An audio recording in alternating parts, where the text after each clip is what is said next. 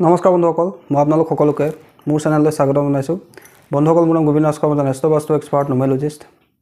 বন্ধুসকল, আপোনালোকৰ সুবিধাৰ্থে মই চেনেলটোত বাস্তুৰ সম্পৰ্কে, সংখ্যাতত্বৰ সম্পৰ্কে, জ্যোতিষৰ সম্পৰ্কে, তাৰ লগতে তন্ত্ৰৰ বিভিন্ন পৰিগৰ ভিডিঅ'সমূহ ইয়াত আপলোড কৰি থাকোঁ। গতিকে যদিহে আপোনালোকৰ মোৰ চেনেলৰ ভিডিঅ'সমূহ চাই ভাল লাগে, অনুগ্ৰহ কৰি মোৰ চেনেলটো ছাবস্ক্ৰাইব কৰিব, ভিডিঅ'সমূহ লাইক কৰিব, কমেণ্ট কৰিব, যিমান পাৰে শ্বেয়াৰ কৰিব। বন্ধুসকল, আজি মই আপোনালোকৰ লগত আপোনাৰ ঘৰত কোনকেইটা বাস্তু দোষৰ কাৰণে কি ৰোগ হ'ব পাৰে সেই বিষয়ে ক'বলৈ আগবাঢ়িছোঁ। বন্ধুসকল, আমি সকলোৱে জানো যে আমাৰ ঘৰৰ বাস্তু আমাৰ ঘৰৰ উন্নতি প্ৰগতিৰ কাৰণে কিমান ইম্পৰ্টেণ্ট। যদি আমি বাস্তুসন্মতভাৱে ঘৰ নিৰ্মাণ কৰোঁ, তেন্তে আমাৰ জীৱনৰ পৰা বিভিন্ন সমস্যা, দুৰোগ ব্যাধি ইত্যাদি আঁতৰত থাকে। আৰু যদি আমাৰ ঘৰত ভুল দিশত টয়লেট থাকে, ভুল দিশত কিটচেন থাকে, মুখ্য দুৱাৰখন ভুল দিশত থাকে, মেইন গেটখন ভুল দিশত থাকে, আমাৰ বেডৰুমটো ভুল দিশত থাকে, তেন্তে আমাৰ ঘৰত বিভিন্ন সমস্যা আমনি কৰে। শাৰীৰিক সমস্যা, মানসিক সমস্যা, পাৰিবাৰিক সমস্যা, ধন টকা পইচাৰ সমস্যা, কেৰিয়াৰৰ সমস্যা ইত্যাদি বিভিন্ন সমস্যা আমনি কৰে। তাৰোপৰি আমাৰ ঘৰত থকা বাস্তুদোষবিলাকে আমাৰ শৰীৰৰ ওপৰতো ইয়াৰ নিগেটিভ প্ৰভাৱ পেলায়। বন্ধুসকল, তাৰোপৰি ঘৰত থকা বিভিন্ন বাস্তুদোষৰ কাৰণে আমাৰ বিভিন্ন ধৰণৰ ৰোগ ব্যাধি হয়। আজি মই আপোনালোকৰ লগত আলোচনা কৰিম যে আমাৰ ঘৰত কোনটো বাস্তুদোষৰ কাৰণে কি ৰোগ হয়। বাস্তু হৈছে আমাৰ ঘৰৰ চাৰিওপাশৰ পজিটিভ এনাৰ্জি, আমাৰ ঘৰৰ চাৰিওপাশৰ পজিটিভ পৰিৱেশ। যদি আমাৰ ঘৰৰ বাস্তু পজিটিভ হৈ থাকে, তেন্তে আমাৰ ৰোগ ব্যাধি কম হয়, আৰু যদি ৰোগ হৈও খুব সোনকালে আমি আৰোগ্যও লাভ কৰোঁ। আৰু যদি আমাৰ ঘৰৰ পৰিৱেশেই নিগেটিভ হৈ থাকে, তেন্তে আমাৰ বিভিন্ন ৰোগ হোৱাটো নিশ্চিত, আৰু সেই ৰোগৰ পৰা উপশম লাভতো আমাৰ সমস্যা হ'ব। বন্ধুসকল, প্ৰথমে আমি আলোচনা কৰোঁ যে যদি আমাৰ ঘৰৰ উত্তৰ পূব দিশত বাস্তু ৰোগ থাকে, তেন্তে আমাৰ ঘৰত ব্যক্তিসকলৰ কি ৰোগ হ'ব পাৰে। বন্ধুসকল, বাস্তু অনুসৰি অত্যন্ত পবিত্ৰ দিশটোৱে হৈছে উত্তৰ পূব বা নৰ্থ ইষ্ট, যাক ঈশান কোণ বুলি কোৱা হয়, যাক ঈশ্বৰৰ দিশ বুলি কোৱা হৈছে। যদি সেই স্থানত আমাৰ ধৰি লওক কিটচেন আছে, টয়লেট আছে, তাত কিবা গধুৰ নিৰ্মাণ কাৰ্য কৰি থোৱা আছে, কাঁইটীয়া বৃক্ষ আছে, তেন্তে আমাৰ মূৰৰ লগত জড়িত যিকোনো ধৰণৰ ৰোগ হ'ব পাৰে। ব্ৰেইন ৰিলেটেড যিকোনো ধৰণৰ সমস্যা হ'ব পাৰে, ব্ৰেইন টিউমাৰ হ'ব পাৰে, কেঞ্চাৰ হ'ব পাৰে, তাৰ লগতে আমাৰ উশাহ নিশাহৰ লগত জড়িত বেমাৰ হ'ব পাৰে, শ্বাস প্ৰশ্বাসৰ লগত জড়িত আস্থামা বা উশাহ লোৱাত কষ্ট ইত্যাদি ধৰণৰ সমস্যা হ'ব পাৰে। তাৰ লগতে আমাৰ স্মৃতি শক্তি বা আমাৰ নিউৰনছৰ সমস্যা হ'ব পাৰে, অৰ্থাৎ আমাৰ স্নায়ু বিকাৰো হ'ব পাৰে।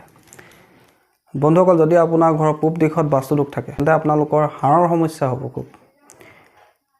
যিকোনো ধৰণৰ বনছ ৰিলেটেড ডিজিজ হ'ব, হাড়ৰ লগত জড়িত সমস্যা হ'ব, হাৰ্টৰ লগত জড়িত সমস্যা হ'ব, হাওঁফাওৰ লগত জড়িত সমস্যা হ'ব, হাই বিপিৰ সমস্যা হ'ব, ইউৰিক এচিডৰ সমস্যা হ'ব, ব্লাড চাৰ্কুলেশ্যনৰ সমস্যা হ'ব, আমাৰ শৰীৰৰ সু অংশৰ লগত জড়িত যিকোনো ধৰণৰ ৰোগ হ'ব পাৰে। যদিহে আমাৰ পূব দিশত কোনো ধৰণৰ বাস্তুদোষ থাকে, তেন্তে আমাৰ শৰীৰৰ সু অংশৰ লগত জড়িত সু চকুৰ হওক, সু হাতৰ, সু ভৰিৰ যিকোনো ধৰণৰ ৰোগ হ'ব পাৰে।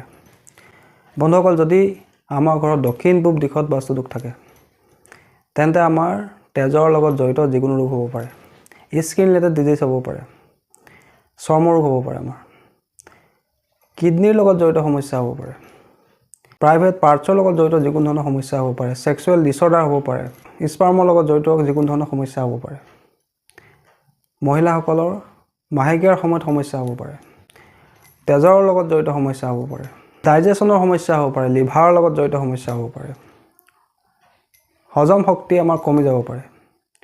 যদি আমাৰ দক্ষিণ দিশত বাস্তুদোষ থাকে, তেন্তে আমাৰ লিভাৰৰ সমস্যা, ব্লাড চাৰ্কুলেশ্যনৰ সমস্যা, হাই বিপি, এনিমিয়া, ৰক্ত বিকাৰ, এক্সিডেণ্টৰ দৰে সমস্যা, ব্লাড কেঞ্চাৰ, ডাইজেশ্যনৰ সমস্যা, তাৰ লগতে চাৰ্জাৰী পৰ্যন্ত হ'ব পাৰে, যদিহে আমাৰ ঘৰত দক্ষিণ দিশত কিবা বাস্তুদোষ থাকে। যদি আমাৰ ঘৰত দক্ষিণ পশ্চিম দিশত বাস্তুদোষ থাকে, তেন্তে আমাৰ যিকোনো ধৰণৰ ইনফেকশ্যন হ'ব পাৰে, গুপ্ত ৰোগ হ'ব পাৰে, পাইলছৰ দৰে সমস্যা হ'ব পাৰে, হাৰ্টৰ প্ৰব্লেমো হ'ব পাৰে। যদি আমাৰ ঘৰত পশ্চিম দিশত কিবা বাস্তুদোষ থাকে, তেন্তে আমাৰ হাওঁফাওৰ লগত জড়িত সমস্যা, গাঁঠিৰ বিষৰ সমস্যা, আৰ্থৰাইটিছৰ সমস্যা, ব্লাড ক্লটিঙৰ সমস্যা, টিউমাৰৰ সমস্যা, পাথৰৰ সমস্যা, কিডনী ষ্টোন হওক, গ'ল্ড ব্লেডাৰ হওক, চকুৰ দৃষ্টিশক্তিৰ লগত জড়িত যিকোনো ধৰণৰ ৰোগ হ'ব পাৰে, আমাৰ চুলিৰ লগত জড়িত যিকোনো ধৰণৰ সমস্যা হ'ব পাৰে। বন্ধুসকল, যদিহে আমাৰ ঘৰৰ উত্তৰ পশ্চিম দিশত বাস্তুদোষ থাকে, তেন্তে আমাৰ মানসিক সমস্যা হ'ব পাৰে, মেণ্টেল প্ৰব্লেম হ'ব পাৰে, এলজাইমাৰৰ দৰে সমস্যা হ'ব পাৰে, কথা পাহৰাৰ সমস্যা হ'ব পাৰে, স্কিনৰ লগত জড়িত সমস্যা হ'ব পাৰে, আমাৰ ফবিয়া হ'ব পাৰে, আমাৰ শৰীৰত পানীৰ লগত জড়িত যিকোনো ধৰণৰ ৰোগ হ'ব পাৰে, অৰ্থাৎ আমাৰ শৰীৰত পানী জমা হৈ যাব পাৰে ক'ৰবাত, আমাৰ শৰীৰত পানী একেবাৰে নাইকিয়া হৈ যাব পাৰে, ডিহাইড্ৰেশ্যনৰ সমস্যা হ'ব পাৰে, মেণ্টেল ইলনেছ হ'ব পাৰে, এনজাইটি হ'ব পাৰে আমাৰ, যদি আমাৰ ঘৰৰ উত্তৰ পশ্চিম দিশত কিবা বাস্তুদোষ থাকে। তাৰোপৰি বন্ধুসকল, যদি আমাৰ ঘৰত ব্ৰহ্মস্থানত কিবা বাস্তুদোষ থাকে, ধৰি লওক আমাৰ ঘৰৰ যিটো চেণ্টাৰ পইণ্ট তাকে কোৱা হয় ব্ৰহ্মস্থান, আৰু সেই স্থানত যদি কিবা বাস্তুদোষ থাকে তেন্তে মহিলাসকলৰ গৰ্ভধাৰণৰ ক্ষেত্ৰত সমস্যা হ'ব, নাভিৰ লগত জড়িত সমস্যা, পেটৰ লগত জড়িত যিকোনো সমস্যা। গতিকে বন্ধুসকল, আমি আমাৰ ঘৰৰ সদস্যসকলৰ সুস্বাস্থ্য বজাই ৰাখিবৰ কাৰণে আমাৰ ঘৰৰ পজিটিভিটি সদায় মেইনটেইন কৰি ৰাখিব লাগে। যদি আমাৰ ঘৰত কোনোবা দিশত বাস্তুদোষ আছে তাৰ প্ৰতিকাৰ কৰি ৰাখিব লাগে।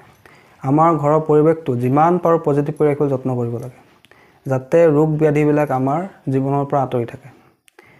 বন্ধুসকল, ৰোগ ব্যাধি সৰু সুৰা সকলোৰে হয়, কিন্তু যদি কেতিয়াবা ডাঙৰ ৰোগ হৈ যায় কাৰোবাৰ, তেন্তে ঘৰখনৰ ব্যক্তিসকলৰ মনৰ শান্তি নাইকিয়া হয়। যিমানখিনি জমা টকা পইচা থাকে সকলো হস্পিটেলত খৰচ কৰিব লগা হয়। তাতোতকৈ ডাঙৰ কথাটো হ'ল যে আমাৰ ঘৰত যিবিলাক ডাঙৰ ডাঙৰ ৰোগ হয় ইয়াৰ মেক্সিমাম কাৰণ আমাৰ ঘৰৰ বাস্তুদোষ। আমি কিছুমান বস্তু দেখিও আওকাণ কৰোঁ বা আমি বুজিব নোখোজোঁ, কিন্তু আমাৰ চকুৰ আগতে আমাৰ সমস্যাৰ কাৰণ থাকে, আমি কেৱল তাক বুজি পোৱাত পলম হয়। গতিকে বন্ধুসকল, ঘৰৰ ব্যক্তিসকলৰ সুস্বাস্থ্যৰ কাৰণে সদায় নিজৰ ঘৰৰ বাস্তু ঠিক ৰাখিবলৈ যত্ন কৰিব। ঘৰখন সদায় চাফ চিকুণ কৰি ৰাখিব, য'তে ত'তে মেডিচিন নাৰাখিব। মেডিচিন কোনো এটা নিৰ্দিষ্ট জেগাত ৰাখিব।